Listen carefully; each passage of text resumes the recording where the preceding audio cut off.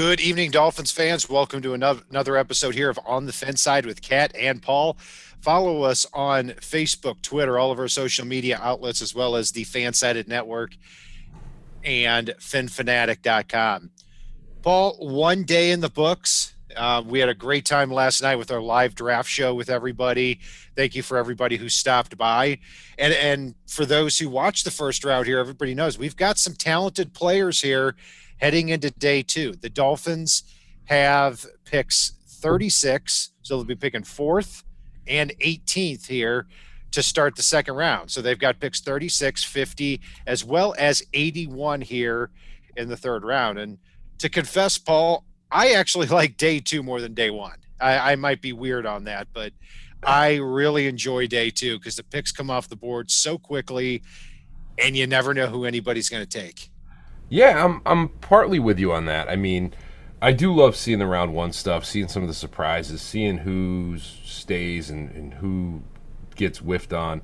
I love the fact that my top Dolphins board still has a number of folks left on it, but I'm going to park on the day one stuff real quick because in reality, I think Miami did overall. Yes, we all wanted Kyle Pitts. Yes, I wanted Micah Parsons badly, but they really knocked it out of the park here. It sounds like, in listening to Pete Schrager talking to his sources, the Dolphins basically got the guy they wanted, and that's part of why they came back up to 6, and Jalen Waddle, who they had ahead of Jamar Chase. And then to get arguably, or not even arguably, the best edge rusher in the draft in Phillips, who if they can work through the injury issues, is a steal at 18. They did a very good job, and they added a couple of future draft picks in the process. Yeah, that's how I think it has to be looked at, where the Dolphins turned the 3rd overall pick into Jalen Waddle and a 1st and a 3rd rounder. So I think when you judge it that way, it's overall it was a very good move. I had a few guys ahead of Jalen Waddle, but not too many. I mean, Jalen Waddle was 6 overall on my Dolphins board. He was 6 overall on your Dolphins board. So and he went 6. and he went 6. He went 6, absolutely. And Jalen Phillips too. We were even higher on. He was in the top 9 in our boards. Because yes, he's got the concussion history here, and that's going to be a concern or something to look out for here moving forward. But to me, he's a clear D end one. And a otherwise top 10 pick, if not for the concussion issues. I'd rather have somebody saying, okay, if he stays healthy, I think he'll be great. He's got all the tools. Instead of saying, well, if he turns into a player that he wasn't in college, then he'll be great. Like I'd probably be saying with Kwity Paye or Jason Oweh. Yeah, Oweh's the weirdest one out of all of them. I mean, I don't want to park on him too long, but he's the one that didn't have the production that I think in the right system at the NFL level is going to just shoot through the roof. I don't feel like he's got as low of a floor as most people might think based on just looking at his statistics. But, I mean, I want to go back, though, to Phillips for a second. Travis tweeted out earlier today that I believe it was once every 6 pass rush snaps, he put pressure on the quarterback, which is insane numbers for a pass rusher. I mean, it's I think CK put out there that's Cam Wake territory, which, good Lord. Mm-hmm. Yeah. So, yeah, I'm excited about both guys here. And now we get to day two. Paul, we're going to be doing our live show again. I look forward to it. And I'll issue you a challenge here for day two, where before the picks come in, we will guess who the pick is going to be, and we'll keep score. Here's another part of it. If you guess a certain player is going to be picked at that spot, you can't guess him again for 5 more picks. Ooh. That way, because we did this last year, and I remember every pick, it got to a point where it's like, okay, I've got to say Yetur Gross-Matos again. Well, I'll tell you right now, I am not going to guess a wide receiver when the Packers are on the board. Jeez. Eric Stokes was a pick a cornerback. I mean, come on. Like, are you I was talking to the Fin Troopers earlier, and they were watching with a Packers fan, and apparently the Packers fan they were watching with had the exact same reaction that I did. If that tells you anything. Eric Stokes and Alex Leatherwood were funny picks yesterday. I tell you what. But Paul, let's get to these day two prospects here. So, and when you see an Eric Stokes and an Alex Leatherwood and a Peyton Turner go in the first round, that naturally shoves talent down to the bottom here. So, or down to the second round, and that's what we have here. So this 36 overall pick acquired from the Texans again from the Laramie Tunsil deal, the gift that keeps on giving here. Looking like a very, very valuable pick. So who are how does your board look here for day two for the Dolphins? Well, I was going to do a specific day two board, but I went back to our top 36 Dolphins board. And when I look at that, I've got, God, 1, 2, 3, 4, 5, 6, 7, 8, 9, 10, 11, 12, 13, like 16 guys left that were on my top 36 Dolphins board, which is insane. And, they're not all at the bottom end of the list either. So the thing that I actually want here, and I'm going to go back to something you put out on Twitter earlier today, it's, yes, I love Javonte Williams. Yes, Javonte Williams is on this list for me. But BPA trumps need is something that you said earlier today, and I may be paraphrasing a little bit there. Yeah, absolutely. And I have said all throughout this process that there are so many guys on day two that I think are impact players in rounds 2 and 3. And some of whom will slide into day 3, which I think is great. The thing I want first and foremost today is a few more picks in rounds 2 and 3. It's even if we have to move down from 36 and miss on Javonte, because you can possibly turn that into, one of the Moores at wide receiver to come in and pack that wide receiver and Boogie Basham. Javonte may slide. Richie Grant. You've got Creed Humphrey and Quinn Miners on the board, both of whom, yes, they're listed as a center, but you could end up taking both of them and completing your offensive line because Quinn Miners, I love him at guard too. You've got Tevin Jenkins available that can come in and help complete that line. You've got Sam Cosmi. And number 8 on my board, who would slide down a bit now that we took Jalen Waddle, was Rashad Bateman, who I believe is still sitting out there. So looking at pick 36, it's going to come up pretty quickly here. The fourth pick here on day 2. Who is the one guy, if the Dolphins don't trade down, that you're hoping is there? Is Javonte at the top of your list? I'm going to say Javonte is number 2 on my list behind Creed Humphrey. Okay.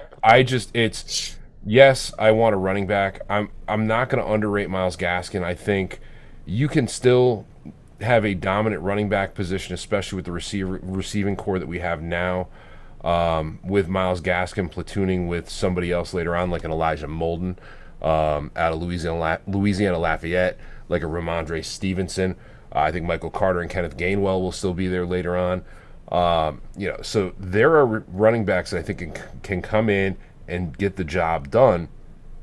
But center is still the biggest gaping hole on this team. Yeah, and the center hasn't been taken yet. So you've got Creed Humphrey, you've got Quinn Miners. Landon Dickerson isn't really our cup of tea because of all the injury problems. He is still on the board too. And I misspoke. Bateman is not available. I forgot to highlight him. Yeah, you're right. Yeah, Bateman. I'm drawing a blank now. Ravens. He did. He went to the Ravens. You're right. And again, I'll say what I said before is I love Elijah Moore. I'm not taking another receiver because it very simply I just don't know where you're going to put him. I mean, I don't want to draft an Elijah Moore and just destine him for failure because he's going to be the 5th or 6th receiver on this team. Like wide receiver is a selfish man's position, like I've always said, and I just don't think you can be so deep there that you're limiting somebody like that to a 30 catch season because that's what's going to happen if you add another receiver here, even though there's a lot of talent left. let me ask you this while we're parked on receiver here. Would you trade DeVante Parker for a second this year and a second or third next year? I don't think Parker would get anything close to that. I'm just or a third this year and a third. I would say Parker would get at best a fourth round pick if we're doing that. Really? Yeah. I think he'd get at least a third, but I mean, you've got to look at, yes, he had a great season in 2019, but that's really the only great season he's had. And if the Dolphins are willing to trade him, you got to think teams are going to be a little bit worried on that. But if they got a higher return than I thought there, yeah, maybe wide receiver enters the picture. But for me, I'm pretty much wide receiver is really an afterthought for me throughout the rest of this year. So, yeah, there's a lot of talent out there. And I look at how many players I would really be excited to if the Dolphins could come away with two of them at 36 and 50. I take a look at that list here, and it goes about 12 deep. So my top guy is Tevin Jenkins at right tackle. I wonder if he's got some back issues that might be a bigger concern than we think. Otherwise, man, having him start at the right tackle spot next to Robert Hunt would be phenomenal. Number 2, Trevon Moehrig is on my board. I think he'll be an all-pro safety. Then 3 is running back Javonte Williams for me. 4 is Christian Barmore. And those top 4 guys, you tell me that you can get 2 of those 4 in this draft. I mean, it starts to look like an A-plus draft. 5 is Quinn Miners, the center from Wisconsin Whitewater. 6, Azeez Ojulari, still on the board. The edge rusher from Georgia, it's not as big of a need, but still he can maybe play a little bit of off-ball linebacker. 7, Dylan Radins from North Dakota State, the right tackle, very athletic. Number 8, Jeremiah Owusu-Koramoah has fallen a little bit on my board, not too much, but I still a very special hybrid linebacker safety type talent. Then 9 is Creed Humphrey. 10, linebacker Jabril Cox, 11, cornerback Elijah Molden, and 12, cornerback Aaron Robinson out of Central Florida. So I see 12 players I would really, really like to have. Yeah, and 2 quick things. Stouffer in our chat basically said that they believe it was Dane Brugler, but they said that some hip issues were pushing Jenkins down in the draft. Okay, hip, not back. Thank you. Jimmy Bones brought up that he's still unsettled about our safety situation after the last game against the Bills. I think the biggest issue from that defense in the last game against the Bills has been resolved with the trade for Benardrick McKinney, and then having Jalen Phillips opposite Emmanuel Ogbah. But the safety situation is an interesting one because you've got a handful of things that you can do with some of the players that are out there that can come in and be impact players right away. You've got guys like Owusu-Koramoah, who can come in and be that hybrid linebacker safety in that positionless defense. You've got Richie Grant and Trevon Moehrig, who can come in and basically, fly all over the place, be a switchblade in that defense, you name it, and coexist with some of the players that we have. And then you've got, a little bit later on, possibly even in the 3rd round, a guy like Divine Diablo, who I've gotten to like more and more as the draft's gotten closer. So you've got a lot of options at that safety position, or even at that hybrid safety linebacker positionless tweener that can come in and really impact a game, which is the biggest thing you want from a defender. Right. Yeah. I mean, at the safety spot, I see several good ones on the board here. I mean, Trevon Moehrig, we've talked about. Then you've got, Javon Holland from Oregon, who I could see Brian Flores liking a lot because of his ability to play both in the slot, single high safety, all over the place. I don't think he's special in any area. I think he's more of a Brandon Jones-like prospect where he's good across the board, very smart. Jamar Johnson from Indiana is an interesting guy, 6'2", 205, but plays a lot faster than you would think here for his listed size. Richie Grant, your boy there, even though I've got him as my 5th safety, there's really not much separating my 2nd safety from the 5th. So Yeah, he's another guy. Also, James Wiggins is a sleeper, but I think he could be had a little bit later. So, yeah, man, I'm excited. I think Dude, I'm telling you right there's a lot now, of talent. I want the belly today. I want the belly today. It's, Quinn Miners is sitting out there. I want him today. If he's still there at pick 50, you can't let him go. I think that'd be great value. I wouldn't even be mad if they took him at 36, to be honest with you. Yeah. They're Or they're again like I've listed off here. I mean, they're 12, 13 players I would be elated with at 36 or 50. I mean, Boogie Basham here. Hey, yeah, they drafted Jalen Phillips yesterday, but you take a look at him and say, hey, they not can only do we have coexist. somebody. What's that? They can coexist. Yeah, and also too. I mean, it. Excuse me. It gives you some flexibility next year too, because Emmanuel Ogg was a free agent. Yep, and that's one of the things I've thought about too is developing Boogie to be that Emmanuel Ogba replacement potentially. In addition to that, I know a lot of folks have talked, and we've got to do something along that D line, and there might be a little too much talent to release somebody. I mean, maybe drafting Boogie, you start thinking about, because he's got a little more size than some of these other edge players. Maybe you start thinking about moving Christian Wilkins. Yeah, I mean, I think Wilkins is the third best defensive tackle on the roster. Yeah, Basham would be a best player available pick. I don't think he'll be the guy. I don't think any other defensive end will be. I think they'll go to other positions here, but you never know. I wouldn't hate it there. So, yeah, the big question too at running back is, ahead of the Dolphins today, you've got a couple of teams picking. I mean, Jaguars won't take a running back with the first pick in the second round, but the Falcons and Jets have big needs at running back. And my fear is that the Jets are going to come away with Javonte Williams here right in front of the Dolphins. And that was the risk of waiting to 36 to address running back.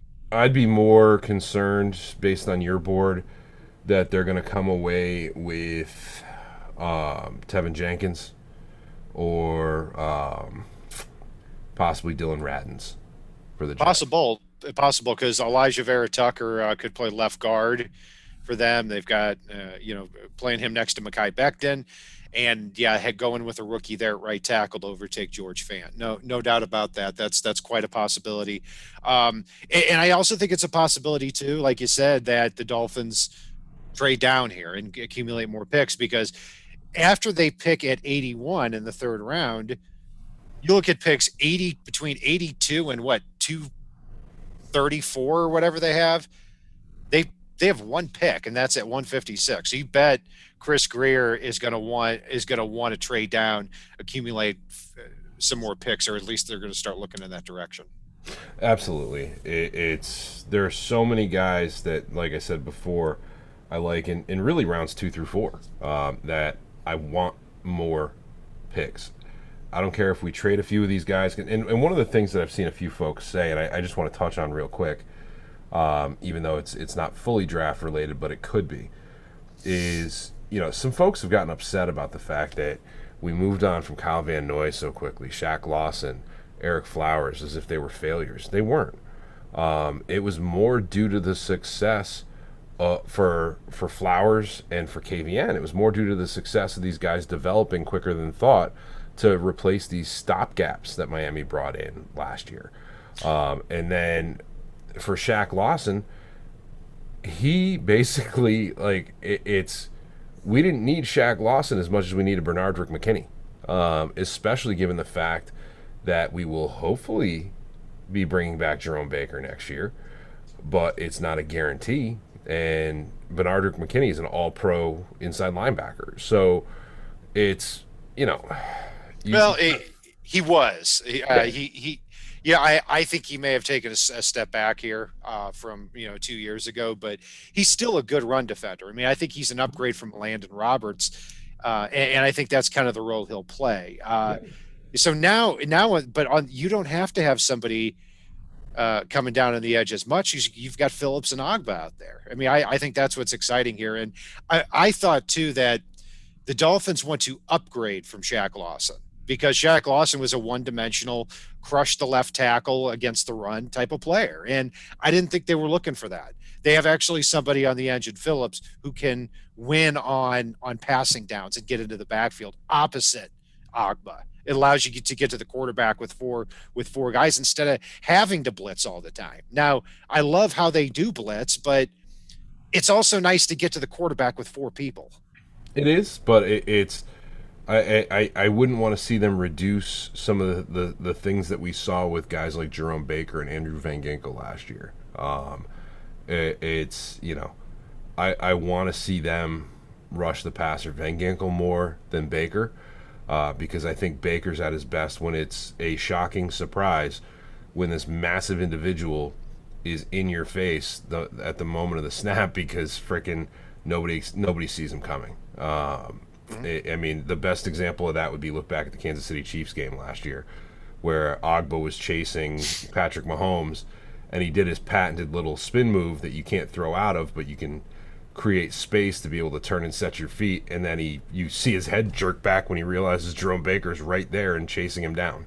And you know, what was it, a 30-yard loss on the play? Yeah, it was a great play by Baker there. And yeah, I hope they re-sign Baker. Would be interesting to see if they, you know, there's a lot of linebacker depth here kind of in that third round area.